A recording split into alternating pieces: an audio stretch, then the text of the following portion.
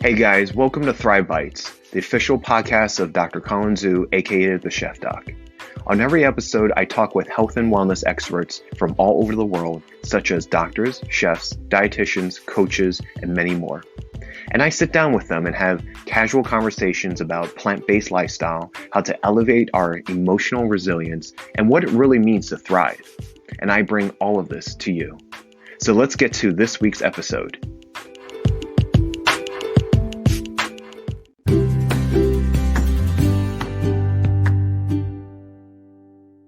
Okay, guys. Well, welcome to another episode of Thrive Bites. I'm your host, Colin Zhu, and thank you for listening on.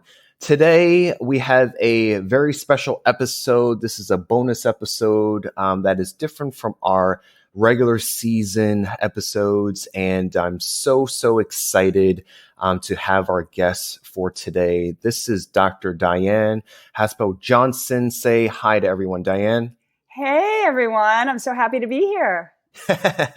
Yeah, I'm so excited for you to be here. We have loads to talk about. I'm really excited for you to talk about what you do, practice, and specialize. Guys, you don't want to miss this episode because Dr. Diane has a very special offer for us that she is making exclusively for Thrive Bite listeners. So please stick to the end and wait for that special offer.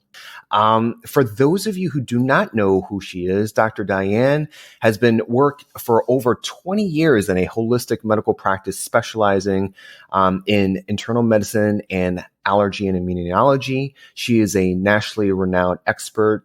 She co-founded the Los Angeles Erickson Institute and is a past president and past VP for Southern California for the Society of Clinical Hypnosis.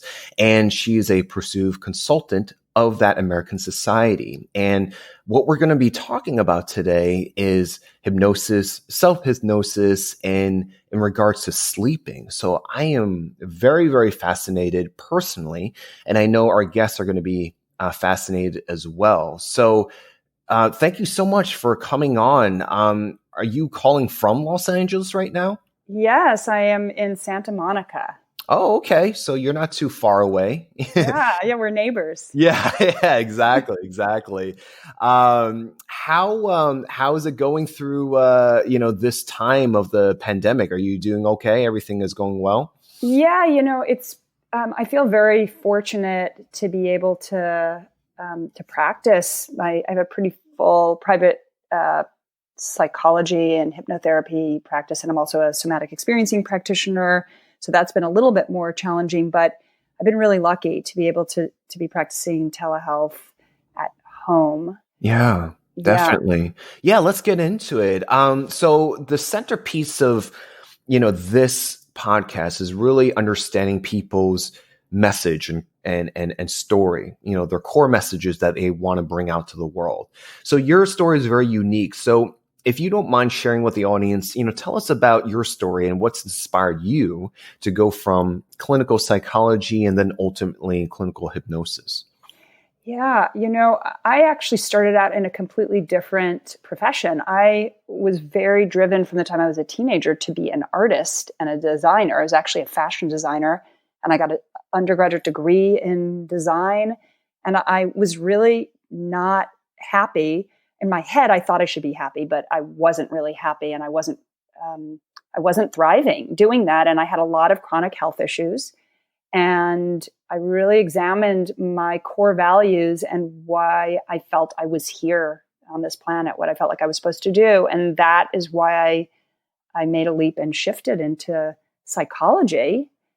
And then I had health issues. And when I was in graduate school, I discovered hypnosis, and I started doing self-hypnosis, and it totally transformed my health and my life. And I felt like it was really a bridge between the art and the science, so the design and the psychology.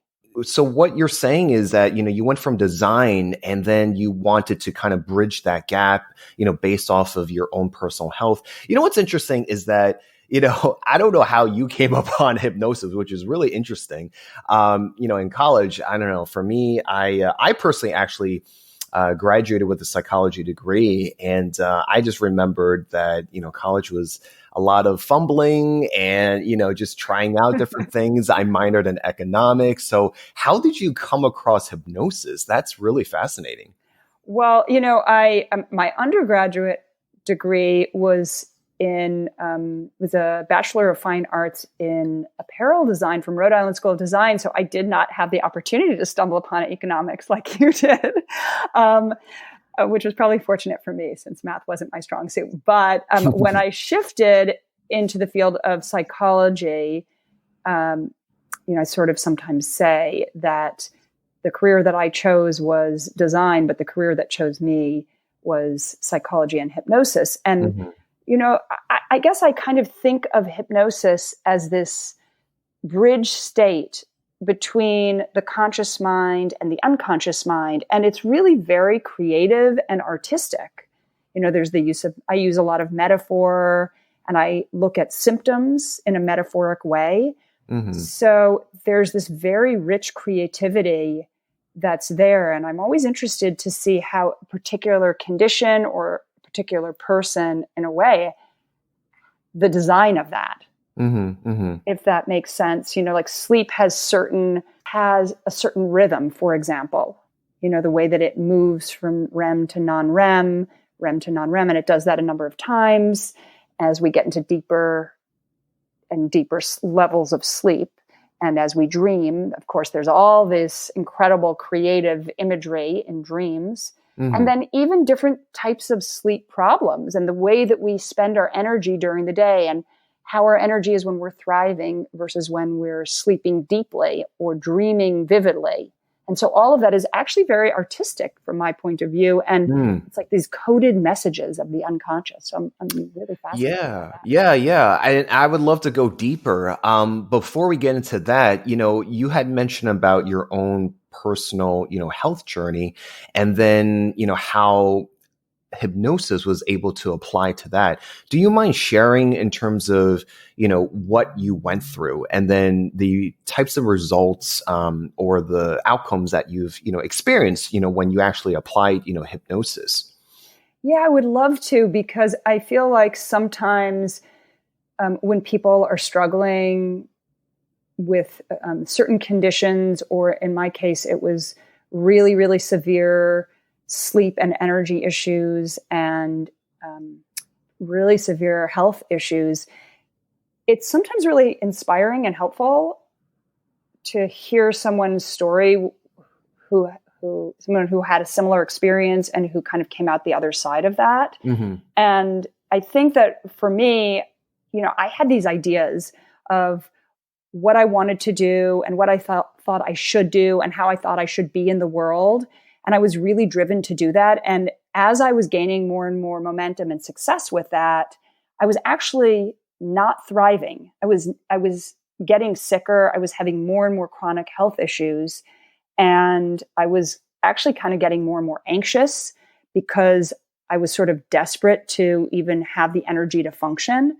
And suddenly when I learned hypnosis and I started to understand that where we put our attention has a direct impact on our physical reality. It has a direct impact on how well we actually thrive in terms of our happiness, our health, and our well-being. So you can be thriving, quote unquote, thriving by doing well in school or doing well in a relationship or making money or having certain kinds of success. Mm-hmm. But if it's not holistic, then you're not really well. Yeah. And so that was why I think for me, hypnosis and self-hypnosis is actually a daily practice to this day, 25 years later. Yeah. Yeah. I think that's, I like how you kind of weave that, into it. Because, on this podcast, we do talk about the pillars of health, and, I stress this a lot, and we do talk about food and diet and being plant-based and all that, but we also talk about the other pillars, and, and we will continue to reinforce this, but, we just had an episode about sleep. It's important to reinforce all these different pillars. And what I like to kind of create an analogy is kind of like, the legs to a table, right? And the more legs, if you at least have, 3, you'll be standing up, right? And we focus on, multiple of them. Like, for example, the food, the fitness, sleep, stress management, the self-care. And yes, you're going to go through life where you're going to run into obstacles and challenges. And one of those legs may or may not, suffer, right? But you will have the other legs to kind of hold you up. Right. So it's, I don't really like to approach health where it's very piecemeal, like, for example, Dr. Oz, for example, back in the day where he would just tout the great stuff that comes with, blueberries. And then people would just make a bum rush to the supermarket and just overindulge in blueberries, Right. So it's like, we need to have a more comprehensive approach and be able to reinforce to not just ourselves, but to our patients and clients that, we have to make sure that, all the legs are sturdy. And I really appreciate the fact that, you had mentioned that, because that's important. You self-reflected and said that, I got to address not only my sleep, but other aspects as well. Absolutely. I love that metaphor of the table and the legs, because to me, one of the reasons that I really think I was drawn to hypnosis and self-hypnosis, as I said, is I feel like it's a bridge, right? It's the thing that connects all the legs. In a way, it's sort of like that tabletop. You can have all the legs. If you don't have the tabletop, it's not, what good are the legs? And if you don't have the legs, what good is the tabletop? You kind of have to have both things. And to me, the way that we put our energy, the things we focus on, the where we're attentive within ourselves, how we rest, and where we rest, and where we sit with ourselves, that makes all the difference in the world. And so I've tried a lot of different meditation from the time I was like really young, like in the single digits. And while I appreciate being in that meditative state, it doesn't do the same thing for me as self-hypnosis does, because there's something about self-hypnosis, if we can talk for a minute about what hypnosis is, I think a lot of people don't really understand what it is, then maybe I think that will help people understand a little bit more why I think it's such an important part of ourselves to access, because it's a naturally occurring phenomenon. I mean, let's go into the basics of it. Like, if you were to give us like a short nutshell of a basics of a hypnosis 101, maybe kind of comparing that between like, how you would do it with a one-on-one session versus self-hypnosis. Because when I think of hypnosis, I think of, another person, being the practitioner, and then you have the other person, right? And then I would, and you also imagine,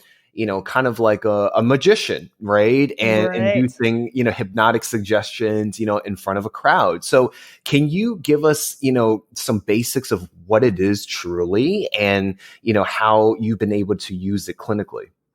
Yeah. So I think in the simplest way to describe what hypnosis is, as best they've been able to really, there's some debate about, is it a state that we find ourselves in?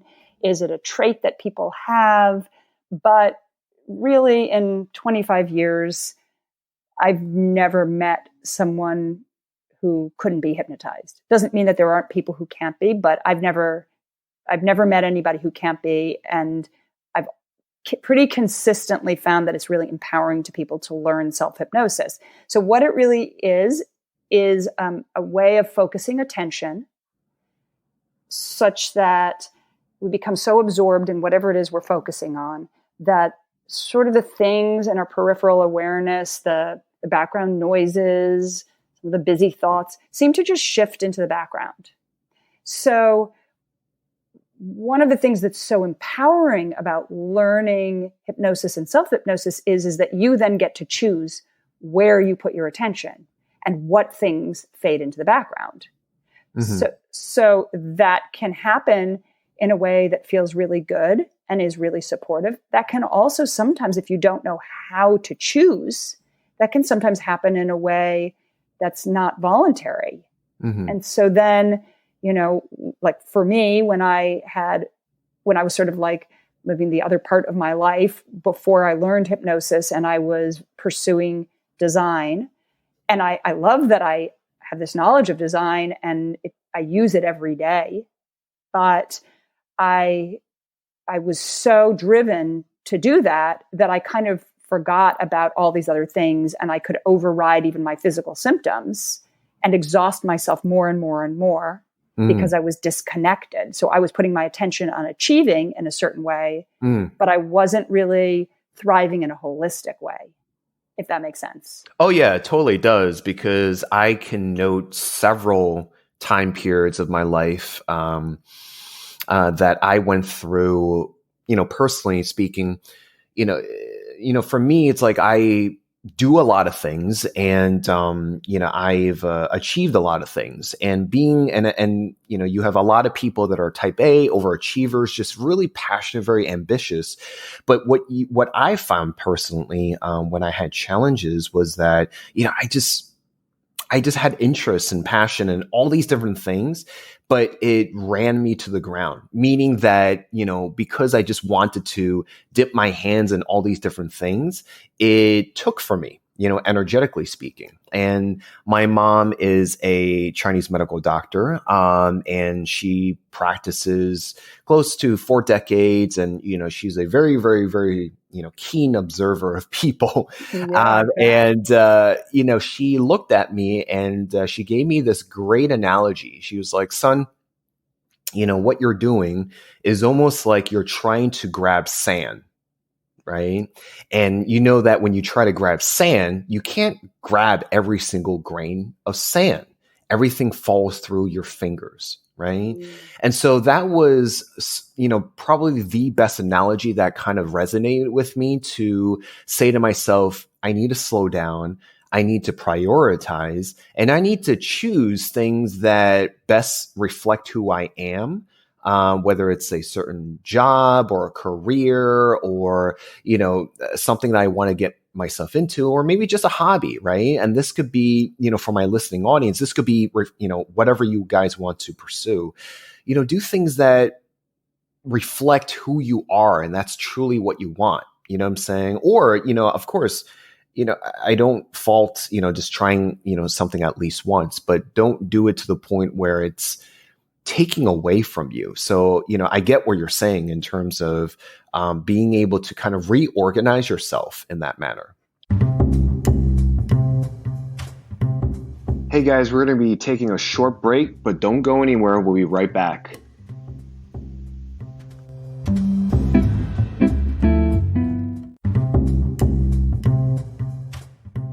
Welcome back to Thrive Bites. Let's get back to the interview.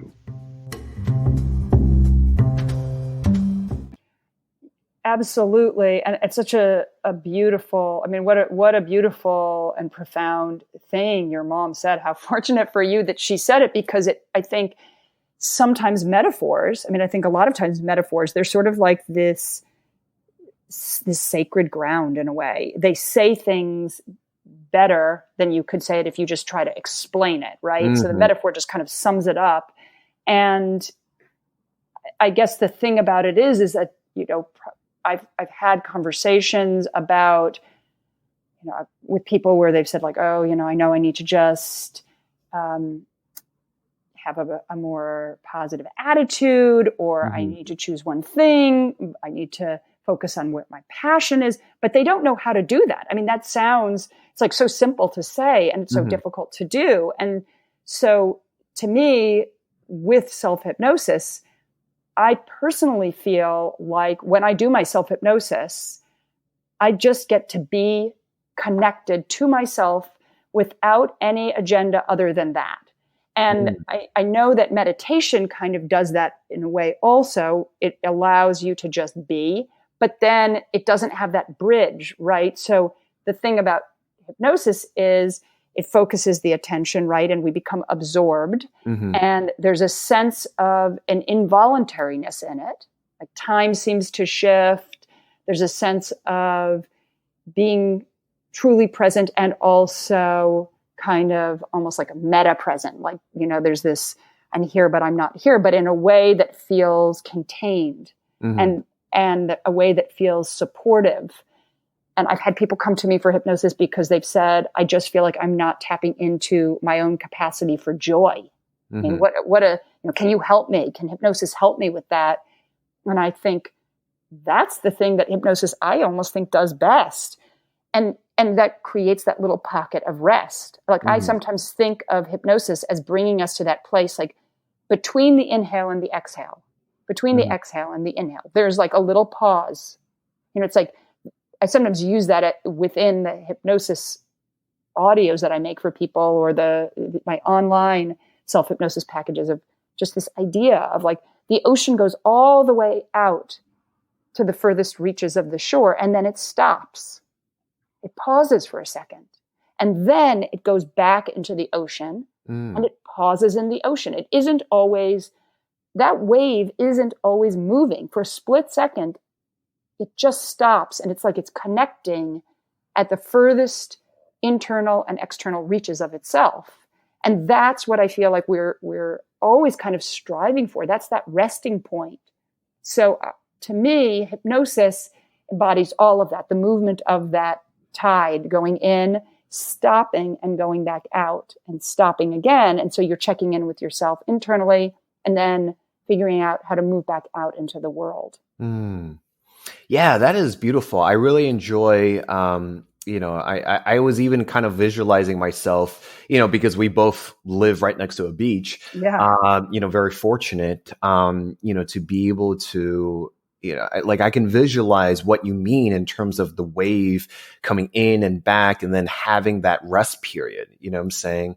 And I feel that that's all we need. Is we actually need more rest. We need more pauses. We need more moments to kind of reflect, whether we're doing it, in a self-hypnotic state or not, to be able to just slow down, because, we're Americans, we're go-getters, we're the, no pain, no gain type of people, let's, keep working until we drop dead. And to me, it's, that kind of takes the joy out of life. The joy in life to me is really about, focusing. This is why I love traveling, because, when we're in our day to day, we only utilize our, or stay present with one or two senses, one being, visual, we're always screen time. Every single screen, we're trying to take up real estate within our visual field. Right. And then everyone wants to, take our attention with our hearing. But I think with traveling, for me personally, it's like I get to engage all my other senses. I touch, different landscapes, or go through wilderness. I get to explore different cuisines and utilize my, touch and taste senses. So it forces you to be more present, and I think that that's the underlying message, is being more present, but just in a different state, so to speak. You can correct me if I'm wrong. I 100% agree. And I think one of the things, I'm a consultant, as you mentioned, for the American Society of Clinical Hypnosis. It's one of the three largest professional hypnosis societies. So I help to give other professional certification hours in hypnosis. And when I'm teaching, I'm always talking to those professionals about incorporating those different processing systems into any hypnosis that you ever do with anyone, because we need to process and think in a dynamic way if we're really going to be our best selves, right? Because most everyone, unless there's some neurological sort of abnormality, we process in a variety of ways. And some of those things might be more dominant, or might be less developed, or, undeveloped. But really, we process in ways that are how we sense and how we feel, and what we hear and think, and what we see and how we see it. And even for people who have, unusual ways doing that. Even if someone is visually or hearing impaired, they're still processing in a variety of different ways. And so we really want to tap into that, because that's how we experience the world. And when you travel, you experience the world in these novel ways. And with, all of the senses are kind of like awakened. And that triggers different things in the brain. And those novel experiences, being in a new place, in a new culture, those are novel experiences. And that creates new neural pathways. And interestingly, hypnosis, what they have found in some of the functional MRIs, the brain studies, is that there's a lot of activation actually in the what's called the anterior cingulate cortex. So that's an area of the brain that actually creates neural pathways that are more flexible and creative and find new solutions under hypnosis. That's awesome. Yeah. I mean, I'm all about, continuously to learn, continuously to kind of grow and progress. And I think, that's a huge component to thriving, is the fact that you don't stop. You always focus on progress, no matter what aspect of your life. And, just picking up a language, is going to continuously activate those parts of the brain. And, who says that we cannot use more of our brain and, we cannot create more, with it. So, the science is always evolving. Right. So let's talk about sleep, because, of all the different things, I believe that you do offer, hypnosis, clinical and self-hypnosis that can be applied to different types of, conditions, disorders, things like that. But, we're focusing on sleep. So the question is that, why sleep, and, how does hypnosis play into this? Well, the reason for why sleep is that, I had all of these health issues myself, and then I worked for, as you said, 20 years in a holistic medical practice. And I worked with a lot of people who had a lot of different types of chronic conditions. And so I have fibromyalgia. I was really born with chronic pain issues. And so that's something that I've dealt with. And then I had really severe sleep issues, and I had some autoimmune issues and chronic infections and things like that. So I had a lot of different types of issues. I had digestive issues. So I had a lot of different types of issues. But what I found is that the thing that was the foundation was sleep.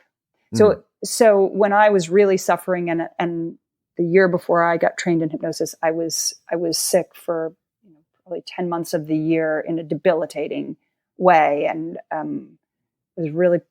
found it very challenging to sort of be in my body, for lack of a better way to put it. But if I could only have chosen one thing to change, it would have been my sleep. Because if you don't sleep well, you really feel that you're never resting, and you, in fact, are not resting. And so then you're just, you're running on fumes. You're digging into the foundation of yourself, and you're riding on adrenals, and it's so unhealthy, and it's anxiety provoking too. It's depressing to feel that way. So what I really felt at that time was the number one thing that needed to heal was my sleep. And in the work that I've done since then, last 25 years, with all the conditions that I've seen, both when I was working in a medical practice and in my private psychological practice, it's really about finding that rest. It's really about finding that sleep. And hypnosis is unique in that when people learn self-hypnosis to sleep, you're dealing with a state that is not quite being awake and not quite being asleep. And it's something that you can direct and control if you learn how to do that, which is actually pretty easy to do. And so what is insomnia? It's an in-between state. What is feeling groggy when you first wake up? It's an in-between state. What is dreams and moving into that deeper, really deep resting state? Or what is it to wake up in the middle of the night and have trouble going back to sleep? What is it to have restless legs when you're trying to rest? What is it to snore and be making noise when you're trying to sleep soundly and quiet down? All of these things are these kind of transitional states. So doesn't it make sense then to use something that is itself a transitional state between the conscious and unconscious, between awake and asleep? Doesn't that make sense to just use that? You're already halfway there. And people can learn it so easily because you're really tapping into a gift you already have. It's like a superpower. You don't know how to use it. It's kind of directing you. So I think that that's a way to take the power back. Yeah. No, that's awesome. And we're going to go into this, as we, conclude and stuff like that. What is the learning curve in terms of the self-hypnosis techniques that you teach? It's pretty fast. I know that there are a lot of apps out there for hypnosis or for meditation, and some of those are great. I haven't really found one that I think really taps into certain aspects of the sleep architecture and the body's natural rhythm. And that was part of why I designed the self-hypnosis set that I have online. Is I wanted, and I actually also included in that are 2 videos and like a really easy to read, full color, like guidebook. Because what I thought was, it's like you can teach, you can give someone a fish or you can teach them to fish. It's, you can give someone a seed or you can give them the fruit, but it's more useful to them to actually have the seed because then they can plant the garden and then nourish themselves indefinitely. Yeah. Right? So this is why what I really wanted to do when I set out to create these sets was to teach people self-hypnosis quickly and easily so that they would have the skill, so that they would have the recordings, so they could understand what hypnosis is. And, I always think like the better I do my job, the less people need me. So I actually think, the 2 videos that are teaching people self-hypnosis are maybe like total of like 25 minutes. And the ebook is like, I don't know, it's something like maybe it's 20, 25 pages. But it, with pictures. So, it's a quick read. So with that, then people can start listening to the audios. There's 7 audios in a set and they're different lengths, and they can start listening to them and they can really learn how to use this tool. It's really that easy. Yeah, definitely. And I'm excited to go more into this.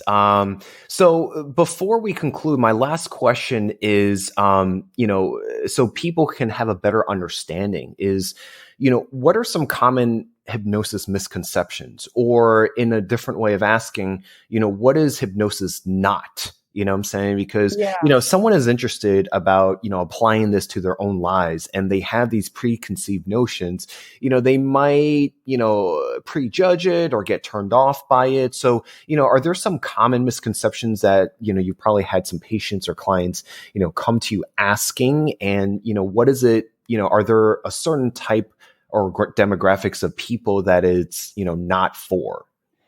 Great question. Yes, I have had a lot of people nervous about hypnosis or not really understanding it. I think particularly because they've seen a stage hypnotist when they were, in college or on TV, and it makes them so nervous to do it. So actually on my website, there is a whole page that is just about this. It's actually probably my favorite page on my website. It's if people go to, I'm sure you can put it in the show notes, but www.drdyan, D-Y-A-N, so it's DRDYAN.com.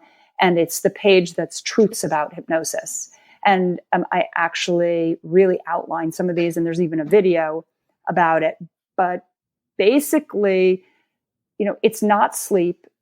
You're not out of control. You don't lose yourself in that state. Sometimes people do become so relaxed that they will feel like they've fallen asleep, even in a 5 or 10 minute hypnosis, but it's not quite the same.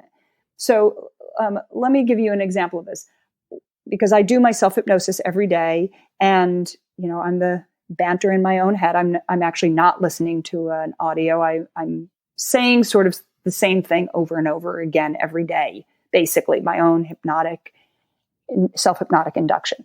And sometimes I've had it that I have a million things rattling around in my head. I'm in the, let's say I'm doing this in the middle of the day, and I have my to-do list, and I have all these things I'm trying to think about, and people I'm trying to think about, and a phone call I need to make, and all that. And I feel like I can't really go into a deep, relaxing trance state. But what's interesting is sometimes, just as an experiment over the years, I'll try to do something to test that, using some of the skills I have with hypnosis in a physical way. Like I might, tell myself in that my arm is levitating or something. And what's really weird, Colin, is that I actually feel my arm start to levitate. Mm-hmm. Even though I feel like I'm just thinking of my to-do list. So I know I'm actually in a trance state. Other times I'll feel like I've fallen asleep, and I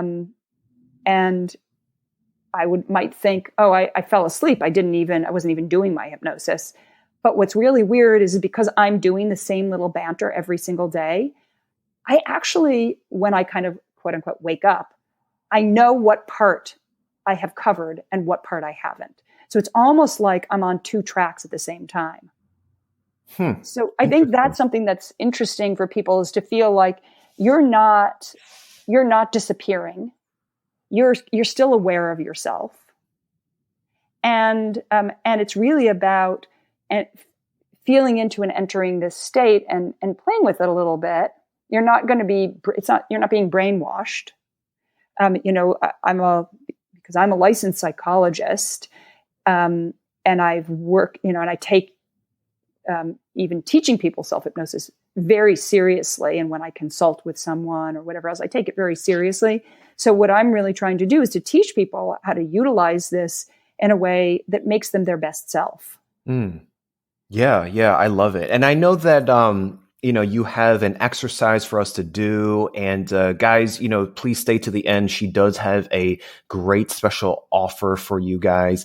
So I would love to conclude and get into that. But before we do, I love asking my guests, how do you thrive? And what I mean by that is, what gets you up in the morning? What pushes you to keep doing what you do? And then, let's go into what you have, for us. Great. Yeah. I think what really drives me is I'm really interested in the sort of like the marvels of life and of people's stories. I actually love hearing people's stories. And I think everyone has an incredible story. Everyone has faced conflicts and struggles and has gotten through some of those. Sometimes people don't realize that they've met those challenges head on and triumphed over them. But anybody who's listening to this has overcome some hurdles and has done it in their own unique way. Mm-hmm. And that's fascinating to me. And to me, I really think like that when we look at those things, when we look at those challenges, when we look at those difficult times, and we see how we have grown from them, I just think it's fascinating. And being able to facilitate people seeing that in themselves and meeting those challenges from a place of being even more themselves, reaching their potential, that's sort of what drives me. Hey guys, we're going to be taking a short break, but don't go anywhere. We'll be right back.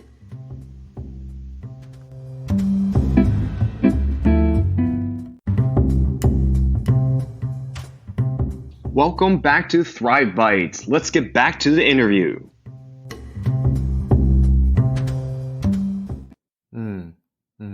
Yeah, that's awesome. I mean, that's pretty much the reason why I created this podcast, is because, it's for that very reason, is the fascination with, every human being is unique and carries their own individuality. And, with that, their life experience and their stories that reflect that. So I just think that, they're just very fascinating if we're willing to tell it, if we're willing to share it, and most importantly, if we're willing to listen, and, we're in the year of the pandemic and, we're more indoors and, we're doing more virtual stuff and listening, to, podcasts and stuff like that. So it creates a great opportunity to kind of reflect on your own personal story and to see how you relate to someone else's, even if you never cross paths with them or you may never meet them in person, when you listen to other people's stories. So,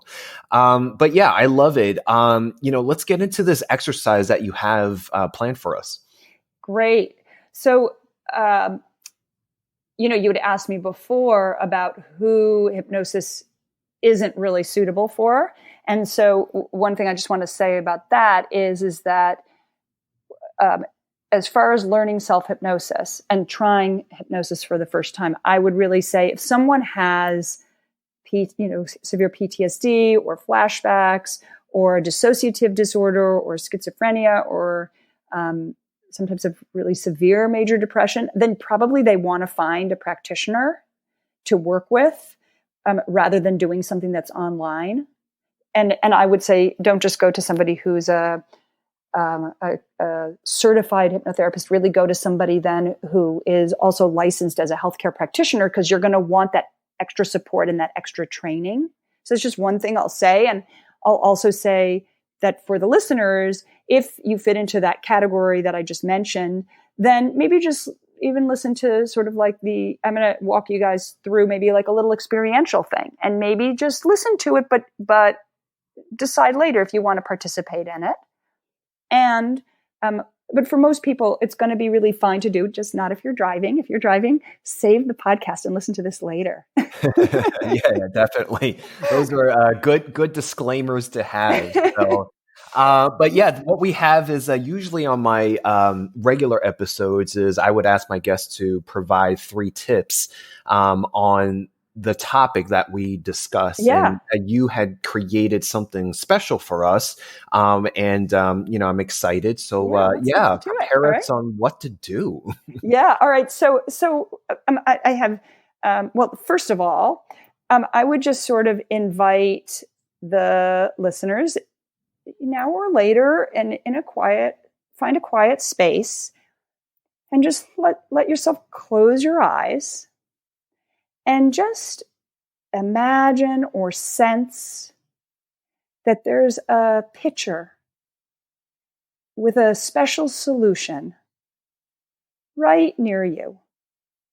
And that special solution in that pitcher is filled with the energy of your best self. And just imagine, whenever you choose, or feel yourself pouring that special solution of your best self into yourself, so that you're filling yourself with your highest best self as you breathe in. And just feeling that solution going all the way down to the tips of your fingers and the tips of your toes, filling you with your highest potential, your highest self. And as you breathe out, just notice and sense and hear how you're expressing your best self out into the world, surrounding yourself with that best self as you move into the world, radiating your highest potential and allowing yourself to thrive as your truest self, knowing that you are made up of your best solutions, helping you to find your way. Taking another breath in and out, and then opening your eyes and just feeling yourself returning back, alert, rejuvenated, and fully present to the best of your ability. And how's that? That was very lovely. That was very, very lovely. Personally, for me, I always love these guided exercises because, it forces me to actually stop and pause and, direct the focus is what we were talking about in the episode is, to what you're actually doing and what your sensations are doing and, things like that. So, and it comes with a very, inspirational, self-motivating type of message in there, and I like it. This is similar to, I think of the John F. Kennedy quote where the one where you, what can you do for your country? Yeah. Quote. Yeah. And it's taking from the self and how you can be of service for others. And I think that's a very important contribution to thriving is really being of service, and I feel that that's where one of the foundations of happiness comes from. It's really about how can I be of service to others. So I really like how that visualization process, this, the self-hypnosis exercise that we're doing, teaches us to do, just in a different way. Yeah. And I agree. I think it's such a great point that being of service to others is actually something that's really helpful. And it's a recommendation for people who are suffering from depression is turning that energy sometimes outward and feeling an impact in the world. Yes. And yet in this exercise, the first part of it is really about filling yourself up, with your own best self, really, finding that special solution. And if you noticed just in the language, and I would invite the listeners to think about this, the language that I used was, just imagine or sense or listen. So it's all of those things. It's sensory and it's visual and it's auditory. Those are 3 different modalities. And that was really only a couple of minutes, but this is an exercise that people can do in 10 seconds.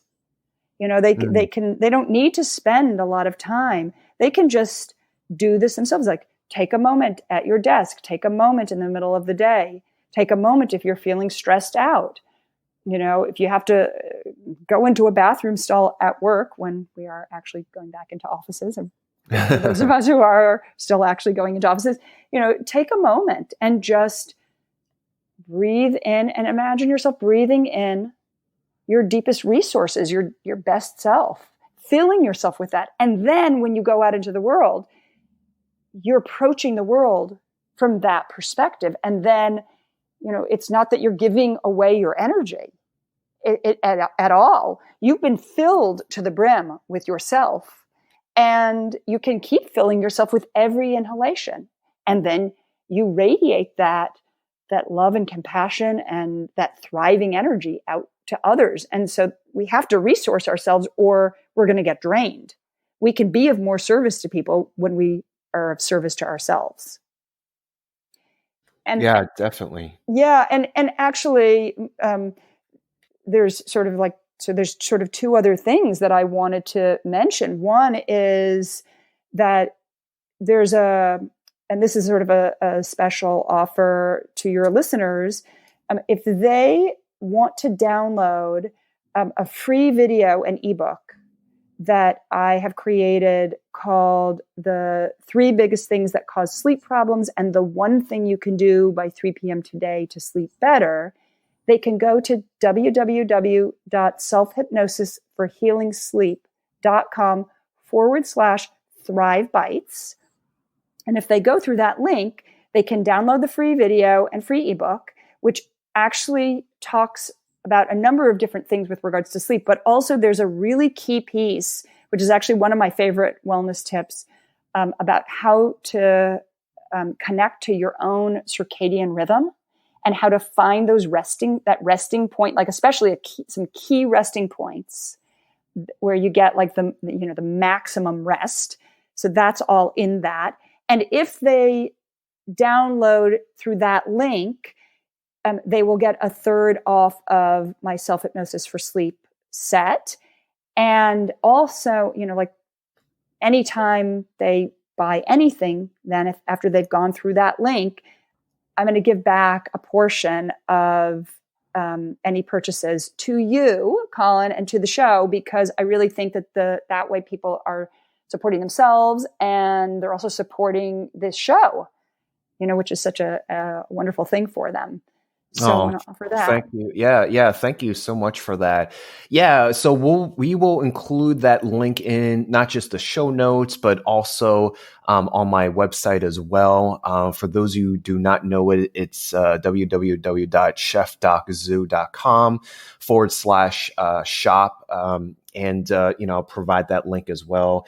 And we'll make sure that we have your links, so people can know where to go to be able to get these recommendations. And thank you so much for making that portion off for them, so they can we are in trying times, and health is important, and we don't want to spend an arm and a leg, but it's I think people are more cognizant about where they put their monies. But I think, this service is of very high quality. What you do is offering great quality service. And it's a very interesting,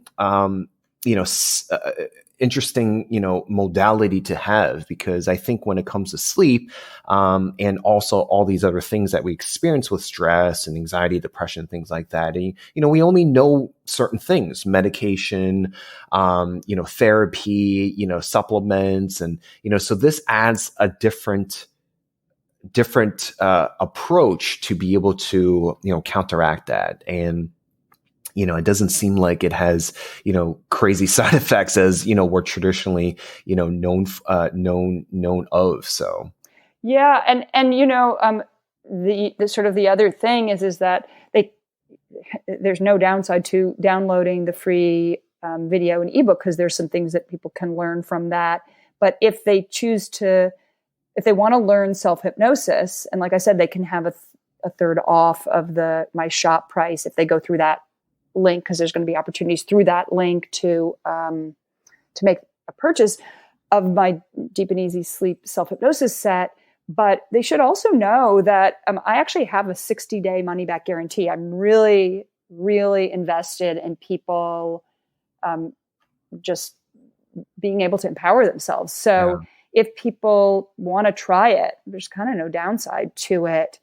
And it's really a way, self-hypnosis is really a way of learning how to shift your attention, learning how to shift your story and your perceptions and your self-talk in a way that can transform your life. And the key is really knowing how to use the tools that you already have. And self-hypnosis really lets you do that. And I think that's why, when you rest easier, you sleep better and you have better energy. So it's really as simple as that. So I would really welcome and encourage people to give it a try. Yeah, no, definitely. And again, we're going to make that, available, on the show notes and, also on my website as well. Who doesn't want to have more sleep and of higher quality sleep? So, and this is just a different and unique way. So, Dr. Diane, thank you so much for being on the show. This has been a lovely conversation, and I really appreciate you offering your services and offering, and sharing your stories and, your background and, just a very unique approach. And, and that's just reflected from a unique and great, person like yourself that's contributing so much to the world.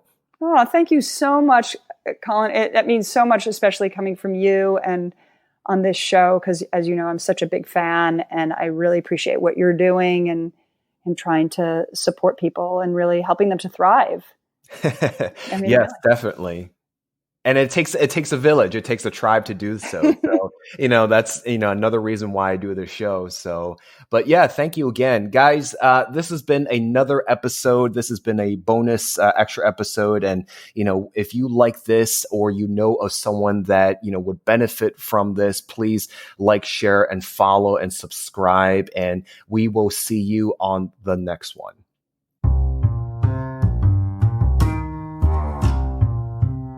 Hey guys, that was another episode of Thrive Bites. If you like that episode, please subscribe and follow for new episodes. And don't forget to rate us on Apple Podcasts.